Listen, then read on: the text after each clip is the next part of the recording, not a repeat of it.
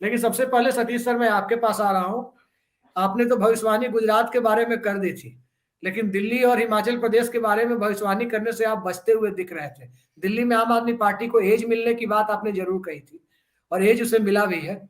लेकिन पूरा का पूरा जो ये मैंडेट आया है, आपने देखा उपचुनाव में, बिहार में भी देखें तो बिहार में नीतीश कुमार की पार्टी गठबंधन तोड़ने के बाद पहली बार चुनाव में उतरी। इसके पहले आरजेडी लड़ी थी 2 बाई इलेक्शन, लेकिन निराशा हाथ लगी नीतीश कुमार की पार्टी को। उत्तर प्रदेश में मुलायम सिंह यादव की विरासत संभालने के लिए डिम्पल यादव उनसे भी बड़े बड़े अंतर के साथ चुनाव जीत गई। खतौली की सीट बीजेपी जीत हार गई, वहां आरएलडी जीत गई।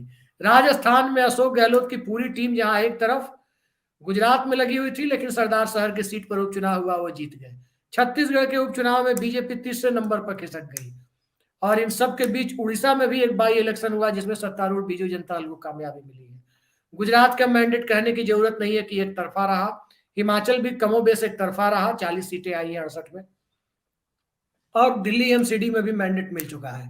अब आपको क्या लगता है कि आने वाले समय में जो चुनाव है, खास करके अगले साल के 9 विधानसभा चुनाव जो कर्नाटक से शुरू होंगे अप्रैल में, और उसके बाद लोकसभा चुनाव, इसको लेकर किसकी तैयारियों में आपको कितना दम दिखाई देता है? बहुत लंबा सवाल है। आपने परिचय भी मेरा बहुत आज शानदार करके मुझे गदगद कर दिया है, लेकिन आप एक चीज भूल गए कि मैंने आपको ये भी कहा था कि हिमाचल में 50 सीटें भी कांग्रेस ला सकती है। जी तो वो 40 रह गई। कांग्रेस है जी इसलिए 40, नहीं तो मैं अगर बीजेपी ऑपोजिशन में रहती तो निश्चित रूप से कह देता कि 50।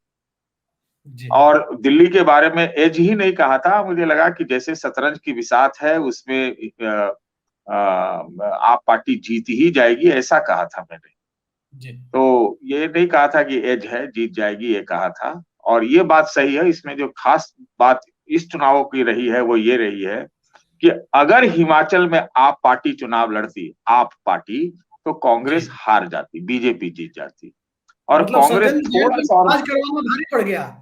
सत्येंद्र जैन जेल है। नहीं जाते तो, सत्येंद्र जैन अगर जेल नहीं जाते तो 0.9% का जो अंतर था, क्या वो भाजपा के पक्ष में झुक जाता? देखिए उससे क्या होता है कि अगर वो 1.10% उनको आया है वोट, अगर वो 50.5 बढ़ाते तो दूसरे वाले का घटता भी तो है। तो जी घटता किसका घटता? घटता कांग्रेस का ही घटता, क्योंकि दोनों एक ही प्लैंक पर लगभग लगभग चुनाव में जा रहे हैं आजकल। ठीक है ना? तो उसमें एक प्लस पॉइंट भी रहता है पार्टी के लिए, क्योंकि वो थोड़ा कम्युनल बात से अलग रहते हैं अपने आप को। तो ये भी निश्चित था कि दिल्ली में ये जीतेंगे।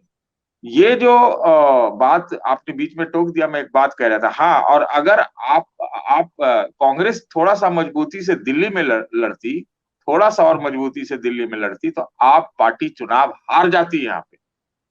ये भी उतना तय है, उतना जी ही तय है भाई। 4% से 12% कांग्रेस हो गई और आप पार्टी 10-12% घट गई।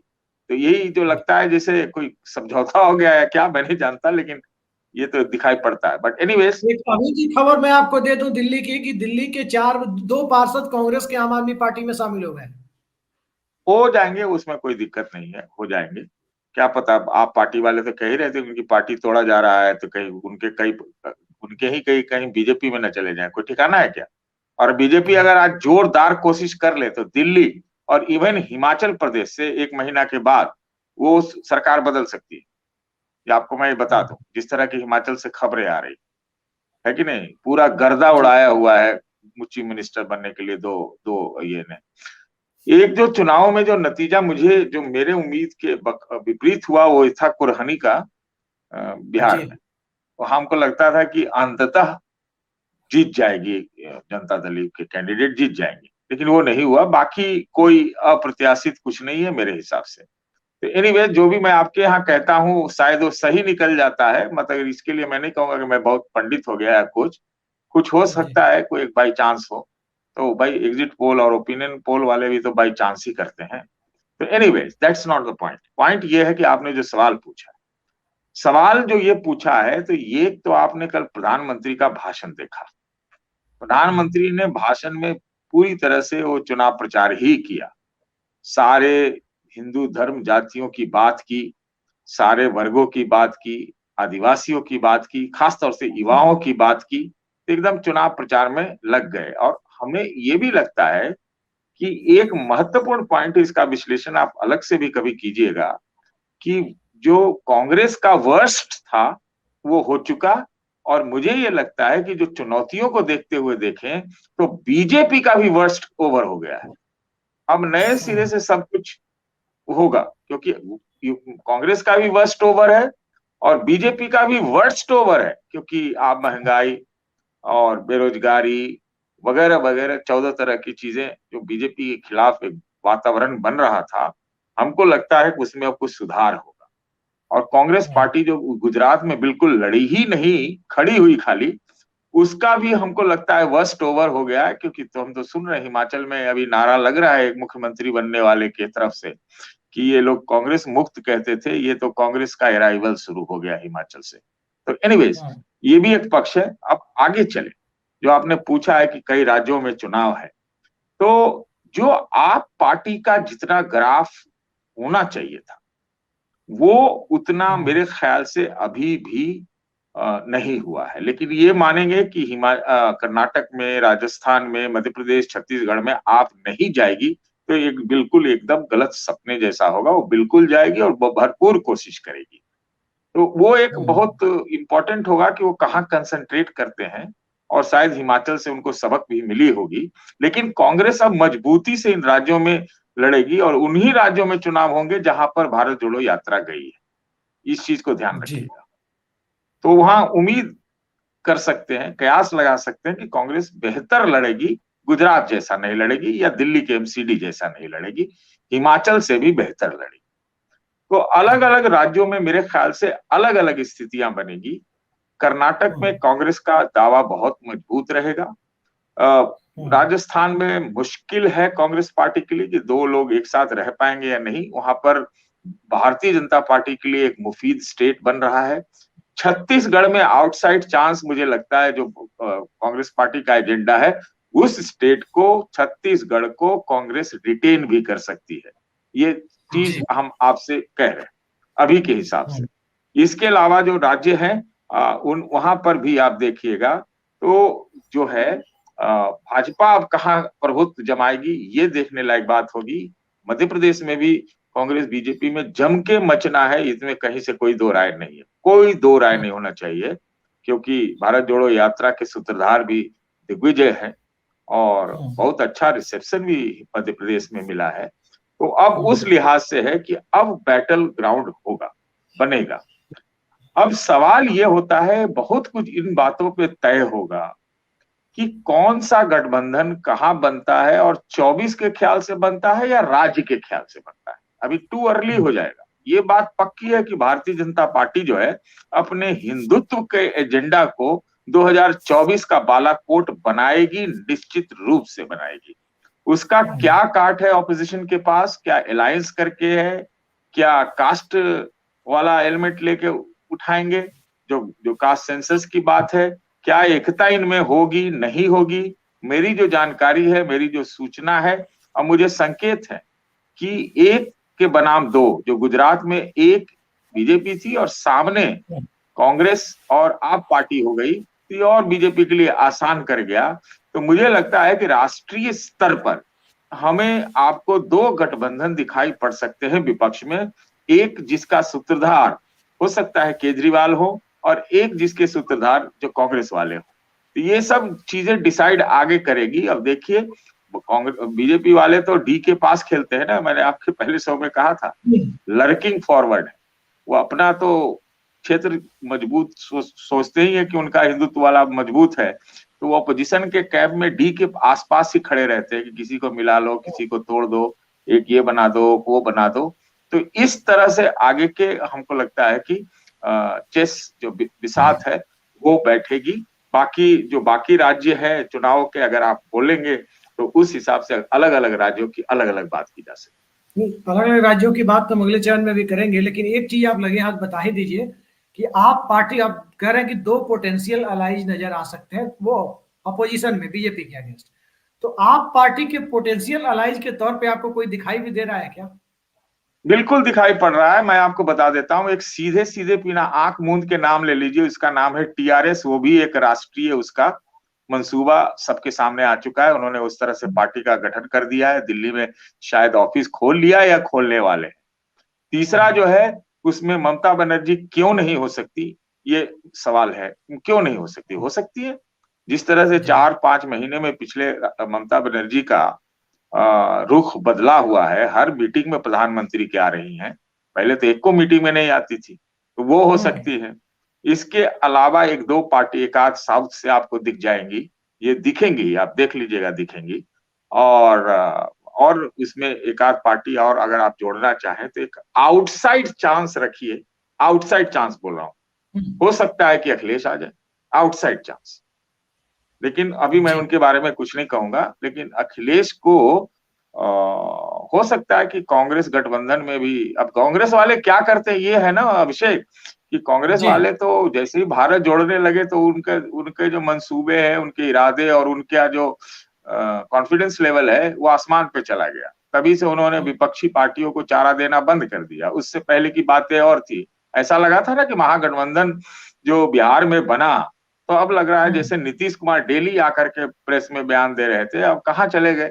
हमने उसी दिन आपको कहा था जब सोनिया गांधी से मिलकर निकले थे कि तो बॉडी लैंग्वेज इनका अजीब सा लग रहा है, तो वो अब थोड़ा नेपथ्य में जा रहे हैं। तो इसलिए कांग्रेस पार्टी का क्या रुख रहता है ये बहुत इंपॉर्टेंट है, क्योंकि जयराम रमेश जैसे नेता तो कहते हैं ना कि बहुत सारे लोग कांग्रेस से इसलिए मिलना चाहते हैं कि कांग्रेस को कमजोर रखना चाहते हैं। तो अभी क्लियर नहीं है, लेकिन हाँ, इसमें स्फूर्त गति आएगी, बहुत जल्द आएगी, देखेंगे। और प्रधानमंत्री तो अभी से विक्टिम कार्ड खेलना शुरू कर दिए।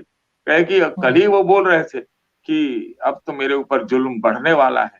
तो इसका मतलब क्या होता है, इसका तो वही समझे और ऑपोजिशन वाले समझे कि ऑपोजिशन वाले क्या उनके ऊपर जुल्म कर सकते हैं।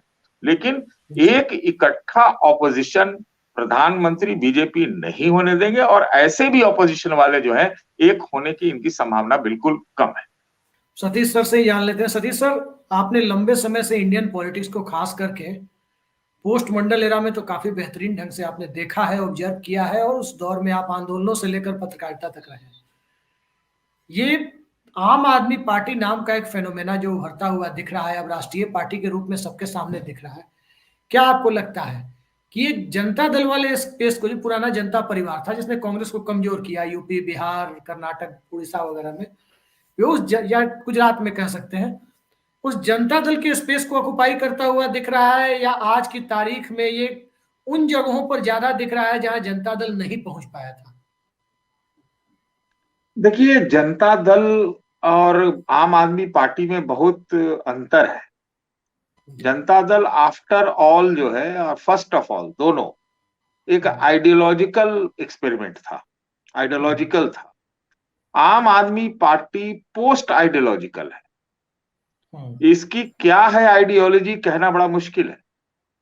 ट्रांजैक्शनल पॉलिटिक्स, जिसमें हम कुछ देते हैं तो आप हमको वोट दीजिए, लेन देन की पॉलिटिक्स, मतलब उसको अन्यथा मत लीजिएगा कि मैं फ्रीबी देता हूं, आपके लिए बात करता हूं, आपको आराम पहुंचाता हूं, आपको सहूलियत देता हूं और आपका सेवा शुश्रूषा करता हूं। ये है इनकी idea of politics. Ideology of politics अभी पता नहीं है कि क्या है, नंबर एक। आगे आने वाले समय में कांग्रेस पार्टी और आप पार्टी में जबरदस्त संघर्ष होना है, और इस पे बीजेपी मुस्कुराएगी, मुस्कुराएगी बीजेपी, क्योंकि ट्रांजैक्शनल पॉलिटिक्स ही आधार है आम आदमी पार्टी का। इसी ट्रांजैक्शनल पॉलिटिक्स में आप देखिए, तात्कालिक पॉलिटिक्स भी ये करते हैं, कॉन्टेक्चुअली तात्कालिक पॉलिटिक्स। एकाएक शीला दीक्षित को उखाड़ दिया, शीला दीक्षित समेत 28 सीटें ली थी पहली बार। कुछ भी एकाएक ये कर सकते हैं। आपके चैनल पर मैं बार बार बोलता था कि देखिए, पंजाब में आम आदमी पार्टी जीत रही है, आप लोग एकदम निश्चित रूप से आप लिख के रख लीजिए। तो कई तरह की बातें आती थी कि ये है, वो है, फला है, ठिका है।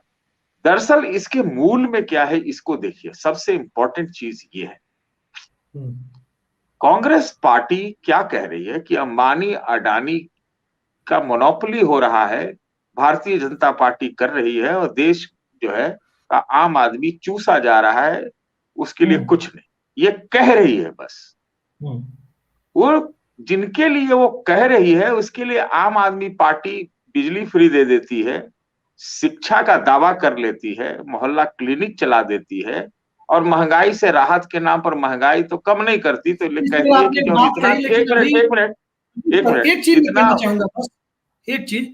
जो बात आप कह रहे हैं ना, अभी मेरे पास प्रोग्राम शुरू करने के पहले एक इंफॉर्मेशन आई थी और ऑथेंटिक सोर्सेज से आई थी कि प्रतिभा सिंह सीएम ना बने हिमाचल में, इसके लिए एक कॉरपोरेट घराने का बहुत बड़ा दबाव है। जी, वो मैं कह रहा था। नहीं नहीं, वो तो देखिए इसका इससे कोई कॉन्टेक्स्ट नहीं है। अभी हम जो बोल रहे हैं वो आम आदमी पार्टी के बारे में कह रहे थे कि भाई कांग्रेस कहती है कि अंबानी अडानी, लेकिन ये क्या करते हैं आम आदमी पार्टी वाले, वो कहते हैं कि हम महंगाई कम नहीं कर सकते, रोजगार नहीं दे सकते, तो एक काम तो हम करते ही हैं। और वो एक फेनोमेना भी बना है सारी पार्टियों में, फ्रीबी का। सारी पार्टी, सारी बीजेपी कांग्रेस सब, तो वो क्या करते हैं कि कहते हैं कि जी देखो जी, हमने अपने शिक्षा और स्वास्थ्य और क्या कहते हैं अनाज मॉडल से और बिजली पानी मॉडल से आपके 10-20 हजार रुपए महीने के बचवा दिए। तो ये ट्रांजैक्शनल पॉलिटिक्स है। तो ये ट्रांजैक्शनल पॉलिटिक्स तक तो आ गई है आम आदमी पार्टी। और धीरे धीरे हमको लगता है कि जो सामाजिक समीकरण है, कम्युनल समीकरण है, इसको भी उनको सीखना पड़ेगा, नहीं तो सस्टेनेबल नहीं है ये, तब ज्यादा दिन चलेगा नहीं। जनता दल जो है वो एकदम मंडलवादी हो गई थी। जनता दल जो है एंटी कॉर्पोरेट थी। जनता दल भारतीय उस समय के कांग्रेस पार्टी, जो उस समय के बीजेपी हो सकती है, मतलब इकोनॉमिक मॉडल में, उसमें उसके विरोध में एंटी कांग्रेस में उतरी थी। ये बात थी। अब आम आदमी पार्टी तो यही कह रही है ना कि ये बीजेपी और आम कांग्रेस पार्टी ने 75 साल में कुछ नहीं किया। तो जब किसी को आप किसी को अंबानी अदानी नहीं बना सकते, उसकी बात तो आप कर सकते हैं कि वो एक्सप्लॉइट हो रहे हैं और देश की सरकार उनके साथ मिली हुई है, तो जनता को क्या चाहिए भाई? अरे जनता को एक वोट ही तो जाके देना है। उसको लगता है यार कि ये बिजली पानी दे दिया, छोड़ो हटाओ इसको, कुछ नहीं, बाकी सबको चलो वोट दे आते, है ना? वोट दे आते हैं। तो आपने कहा क्या कहा था उत्तर प्रदेश में कि फ्री अनाज मिल गया तो लाभार्थी मॉडल हो गया। तो ये लाभार्थी पॉलिटिक्स जो है उसका ही उस्ताद है आम आदमी पार्टी, यही है इनका।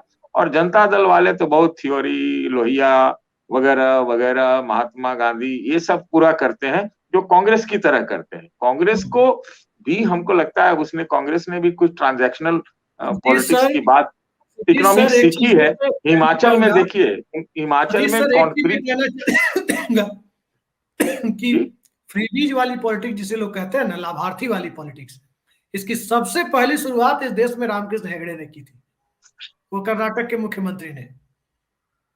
देखिए जी ये नॉर्म बन गया ना। वो तब भी आइडियोलॉजी आदि आदि में, प्रस्तावना, मैनिफेस्टो, आइडियोलॉजी में, ये सब में डिबेट करते थे। ये तो सीधे सी की बात है जी, सीधे बात यही करते हैं जी मंच पे आके। तो ये दोनों में अंतर है। वो राजनीति के ककहारे से नहीं, वो इकोनॉमिक्स के इंडिविजुअल इकोनॉमिक्स के ककहारे को ज्यादा आगे करके करते हैं काम।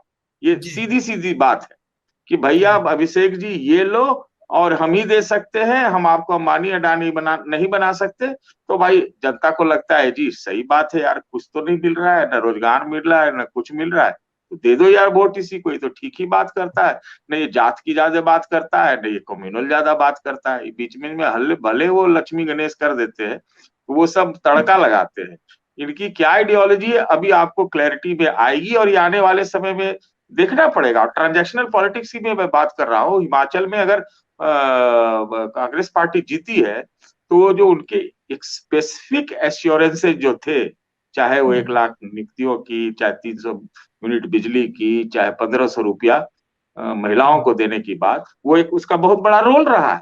तो वो भी एक पॉलिटिक्स का बहुत ज्यादा एक नया अवतार है, जिसमें इंडिविजुअल इकोनॉमिक्स मैटर करती है, और आइडियोलॉजी उस समय के लिए लोग छोड़ जाते हैं। और कोई भी पार्टी कुछ भी कहे, लेकिन सारे के सारे कुछ ना कुछ ट्रांजैक्शनल पॉलिटिक्स पे निश्चित रूप से आगे, किसी का नाम ले लीजिए, किसी का नाम ले लीजिए। तो अभी ये सब देखना होगा। लेकिन हाँ, उलझे हुए सवाल है, उसमें आम आदमी पार्टी को थोड़ा चीजें साफ करनी पड़ेगी कि ये अब देखिए ना, ये कर्नाटक महाराष्ट्र में क्या झगड़ा हो रहा है, तो क्या ये ऐसे ही हो रहा है क्या? अचानक सब वही बहुत सबसे बड़ा इश्यू हो गया। सीधी सी बात है कि कर्नाटक में चुनाव है और उस मुद्दे को सुलगाया जा रहा है। अब आप सोचिए, तो इस तरह के उलझे हुए मामलों में अभी आम आदमी पार्टी का क्लैरिटी नहीं है। वो इसमें उलझ के नहीं बल्कि अलग रह के अपनी पॉलिटिक्स चलाए।